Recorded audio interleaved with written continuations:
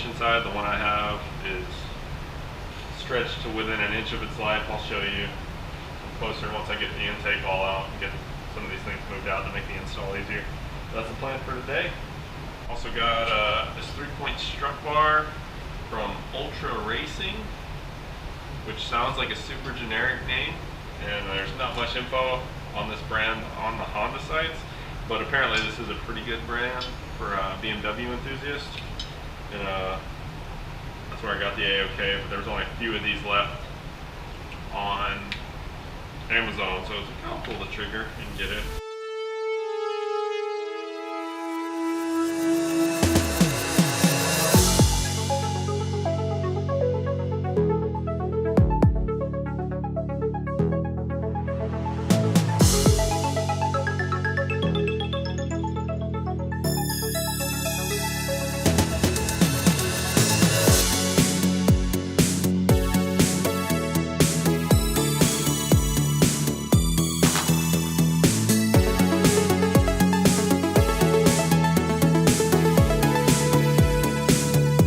All right, so let's get you in close. So there's some big Mac Daddy bolts on there, those 3. I don't really have too much of a plan other than I'm gonna loosen these torque mounts. I'll show them to you.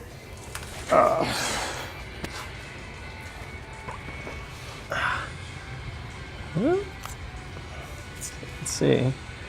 These guys right here, the bolt through the center, that bolt right there. Okay, so I'm gonna loosen those up to give the engine a little bit of a leeway. So I can, there's one on this side too. If you can see it, same deal. I'm gonna loosen those guys up, and hopefully that'll give enough give in the motor that I can undo those big bolts, and hopefully everything kind of goes to where it's supposed to go according to the other mounts, and I can put the new one in fairly easy. It never really goes that way, but we'll give it a shot. Also, what I'm going to do is I'm going to take a jack and put it under the transmission right here to keep everything roughly the same height. Okay, so I've got the motor mount out. This is kind of an example of why you don't want to use a motor mount that wasn't designed for the car. Or maybe this one was designed for it and it was just like proportions are really bad. I couldn't find this model online anywhere when I first bought the car. I kind of looked for it, but maybe it was probably like a one-off small shop that is gone now. But yeah, we're gonna try and put the new one in. I did end up having, just to be safe, I loosened all the bolts on this motor mount over here, and I was able to kind of, with those loose, lower the transmission down for this guy to kind of pop out of there. It's pretty straightforward, but the scary thing is you just kind of have to think it through. Have your jack under there, don't move things without planning on what's gonna go where, different things like that, because the last thing you want is the whole engine to drop or put too much stress on the bolts on the other motor mounts without having some kind of support. Can't really get a good angle on this to show you. Hopefully this works out and lines up. To get that motor mount out, my AC lines are kind of in the way. I used this pry bar kind of through here to push it out, pull it up. But for the most part, it was pretty easy, easier than I thought it'd be. Let's see how the new one lines up. So the engine's kind of dropped a little bit more than it's going to be. So hopefully this lines up roughly where it's supposed to.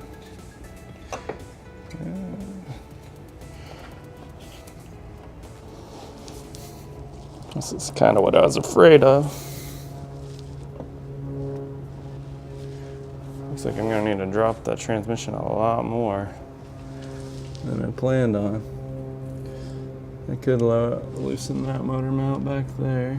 Whew, that kind of sucked. I ended up removing the 2 bolts that bolt to the frame on the torque mounts on the bottom left to be able to drop the transmission side far enough to line up through the bracket hole. But I can show you, I've got it in there. Oh, let me get a light real quick. Whoop. But yep, I've got it. Oh, that's too bright. The main bolt through now, I'm gonna tighten it up, and then I'm gonna put the 3 bolts back on, and then jack it back up a little bit once I've gotten this tight, and jack it up first so these are flush, and then tighten those down, and then I'll throw the bolts back in the torque mount, which is down there on the bottom left. And the mount should be done, installed. It was a tougher job than I thought, just because I had to navigate all the different mounts. So now I need to make sure to go back through and tighten every one of those bolts back up really tight so nothing's loose, and kind of have to be thorough on checking everything I undid, because I kind of just started doing things to make this work. So you got to be careful when you do that to make sure you're thorough and going back over everything.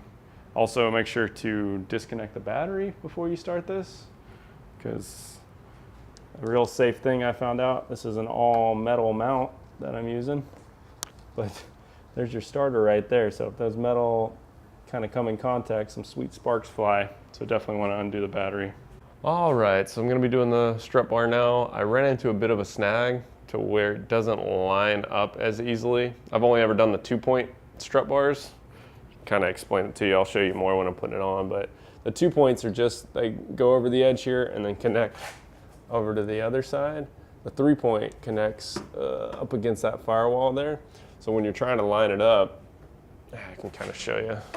If I press this and line it up to where it's supposed to go, it's pretty far off on the holes, if you can see.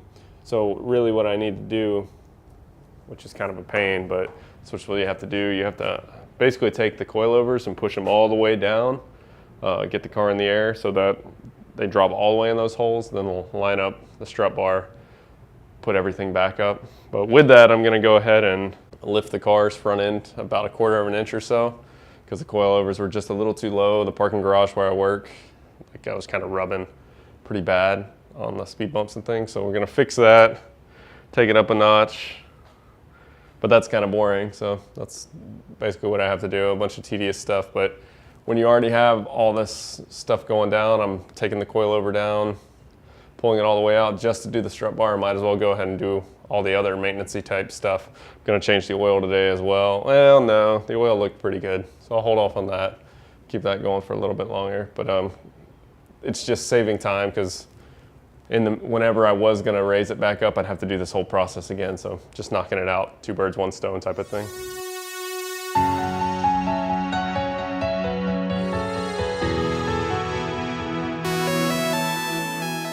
All right, so I'm gonna have to be taking this guy off. Let me light it up real quick.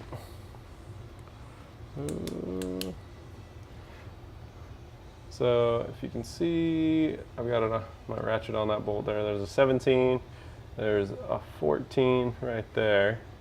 And then you've got 14s at the top that you'll have to undo once you get it all done. And then you've also got, I believe these are, like right here, these guys are 10. But you gotta get all that loose, because then we're gonna rotate this whole coilover around upwards to take a little bit of the height out.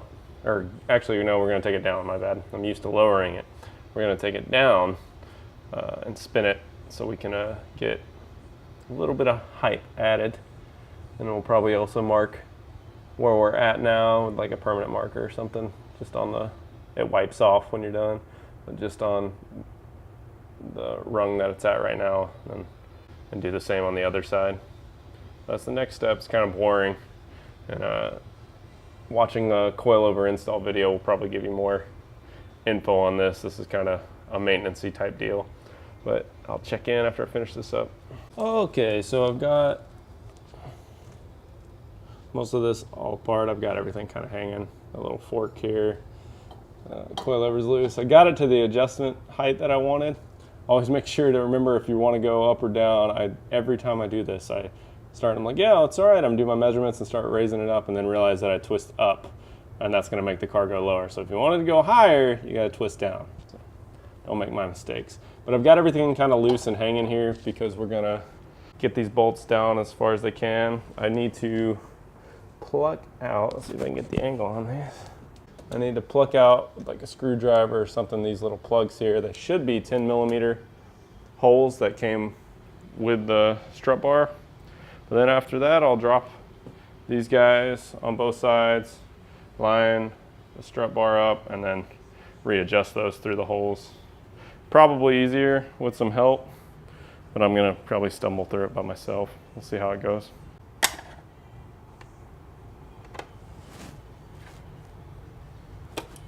Oh, yep, just lost that somewhere. Oh, that's not good. That one just broke. Oh well. That one broke, but I'll force it out of there with the other one. There's probably some cleaner, smarter ways to do this. Because if I jerk this the wrong way, the whole thing's probably gonna fall through, but it's not a huge deal to get them back up in the holes. This car is really easy to work on with this stuff. My Focus, that thing, if you mess this up, it takes a while to organize. See, like that one just fell all the way through, but that's fine. I'll get it fixed. All right, moment of truth. See if we can get this guy lined up good. So start with the back. Line up the holes. Oh, there we go. I was like, that doesn't work at all. All right, that one's lined up.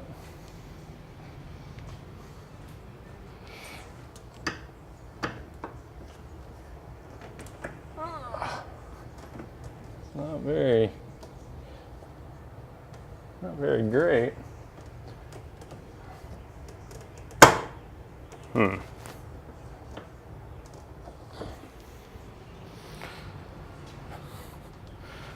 This is kind of stuff that makes you wonder if your frame's bent. Oh, there we go. Okay, maybe that's not that bad. So if that sign's lined up, those holes are lined up. That's what I was worried about. The strut bar doesn't seem like it works, to be honest. So I hope we didn't waste all this time.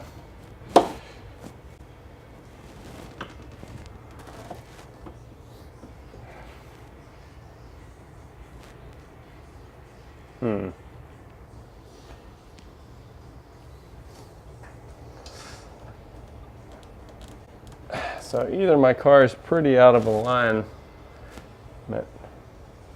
frame-wise, which could be, possibly, or this thing's kind of just a piece of crap. Just drive this piece of crap off a cliff. Do us all a favor. Does this look like a piece of crap to you? You like them spinning tires, do you? We're about, so like if all those are lined up, whoop.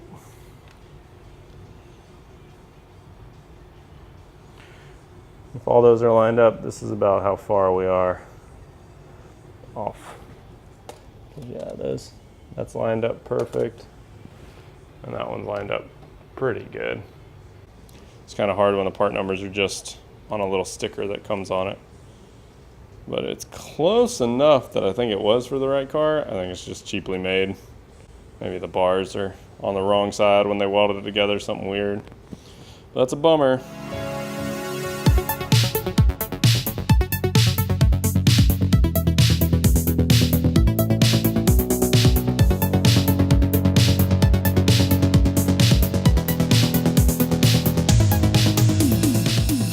Now we've got her all dropped back down. You can tell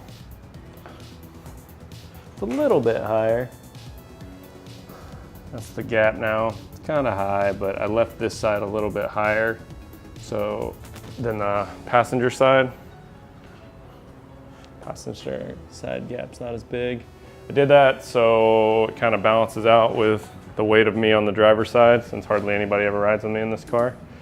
Once I've dropped it down, I don't have these bolts tightened. As you can see now, you kind of let the weight of the car push these up once you've got everything tightened below, and then you can tighten these guys up. And you should be ready to rock. I just got to put my cold air intake back on. Everything else looks good. I got my new, I had a broken radiator overflow tank lid, got a new one put on. But yeah, that's the plan.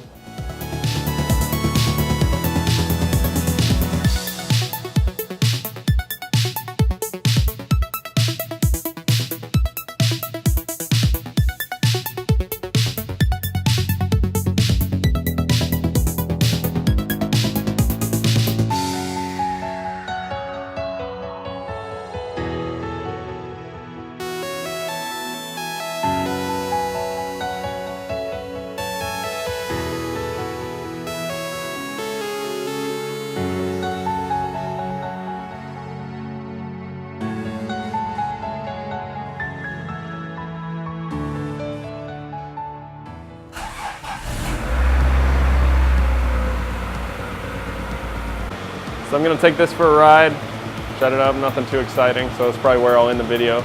Next video is gonna be about the Focus ST, a little walkthrough on it, and some fun little driving clips. So tune into that if that interests you.